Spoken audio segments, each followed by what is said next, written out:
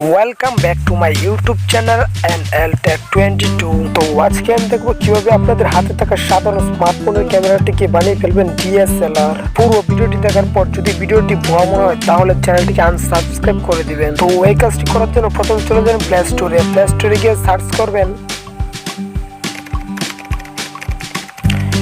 XMI কপিং file.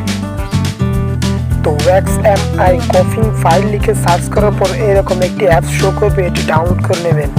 তো আমি download করে নিয়েছি, তাই ওপেন শো করেছে, আমি সরাসরি অ্যাপসের ভিতরে চলে যাব। তারপর এখান থেকে কয়েকটি ফাইল ডাউনলোড করে নেব। তো আমি এখান থেকে 2-3টি ফাইল ডাউনলোড করে নিচ্ছি। আপনারা এখান থেকে যতগুলো ফাইল ডাউনলোড করবেন ততগুলো আপনাদের ক্যামেরার বিভিন্ন রেজুলেশন পাওয়া যাবে। তারপর উপরে 3 লাইন অপশনে ক্লিক করে টেলিগ্রাম চ্যানেলে জয়েন হয়ে যাবেন। তো আপনাদেরকে টেলিগ্রাম সাইটে নিয়ে যাওয়া হবে, সেখান থেকে একটি ফাইল ডাউনলোড করতে হবে। তো আপনাদেরকে এরকম একটি ওয়েবসাইটে নিয়ে যাওয়া হবে, তারপর এখান থেকে যে কোনো একটি ফাইল ডাউনলোড করে নেবেন। এখানে সব ফাইল সবার ফোনে সাপোর্ট নাও করতে পারে। তো আপনারা যদি কোনো কারণে একটি ফাইল সাপোর্ট না করে আরেকটি ফাইল ডাউনলোড করে চেষ্টা করবেন। তো আমি এখানে একটি ফাইল ডাউনলোড করে নিচ্ছি। তো আপনাদের এখানে ইনস্টল শো করবে, আমার এখানে আপডেট শো করছে, তো আমি এখান থেকে আপডেট করে নিচ্ছি। তো আপনাদের এখানে ইনস্টল করে নেওয়ার পর যদি ওপেন শো করে তাহলে বুঝবেন এই ফাইলটি আপনার ফোনে সাপোর্ট করবে। তো আমার এখানে ওপেন শো করছে, যদি আপনাদের কোনো কারণে ওপেন শো না করে তাহলে আরেকটি ফাইল ডাউনলোড করে নেবেন। তো আমরা সরাসরি ওপেনের উপর ক্লিক করে দেব। ওপেনের উপর ক্লিক করে দেওয়ার পর এখানে সব অপশন অ্যালাউ করে দিবেন। অ্যালাউ করে দেওয়ার পর আপনাদেরকে এরকম একটা সাইডে নিয়ে আসা হবে। তারপর আপনারা নিচে যে ডান অপশন রয়েছে সেই ডানের উপর ক্লিক করবেন। ডানের উপর ক্লিক করার পর উপর যে সেটিংস নামে একটি অপশন রয়েছে সেই সেটিংসের সাইটে ক্লিক করবেন। তারপর এখানে নিচে যেই মোর সেটিং রয়েছে সেটার উপর ক্লিক করবেন। তারপর নিচের দিকে একটা অপশন দেখতে পারবেন কপিং সেটিংস, সেটার উপর ক্লিক করার পর একটু নিচের দিকে রয়েছে সেভ সেটিংস, সেটার উপর ক্লিক করে দিবেন। সেটার উপর ক্লিক করার পর এখানে ইয়েসে ক্লিক করে দিবেন। তারপর এখান থেকে সরাসরি কেটে বেরিয়ে যাবেন। তারপর এখান থেকে সরাসরি চলে যাবেন আপনাদের ফোনের মাই ফাইলে।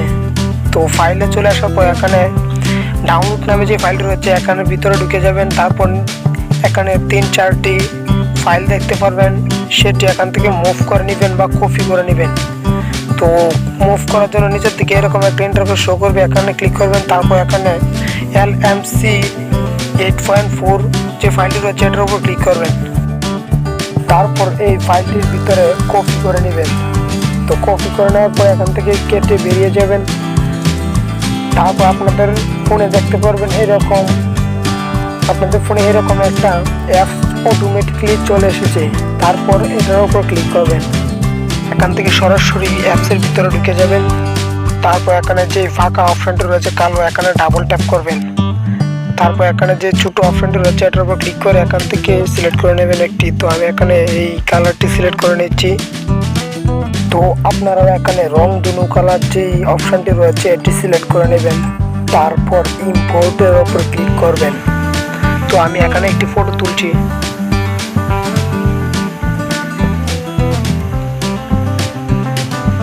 তো এখানে অ্যালাউ করে দিবেন। তারপর আমরা দেখব ফটোটি কেমন হয়। তো দেখতে পারলেন ক্যামেরা কতটুকু চেঞ্জ হয়ে গেছে। আমরা সরাসরি আমাদের গ্যালারিতে গিয়ে দেখব অরিজিনাল ক্যামেরার ফটো এবং বর্তমানে যেই ফাইলটি তৈরি করেছি সেই ক্যামেরার ফটোর মধ্যে কতটুকু তফাৎ।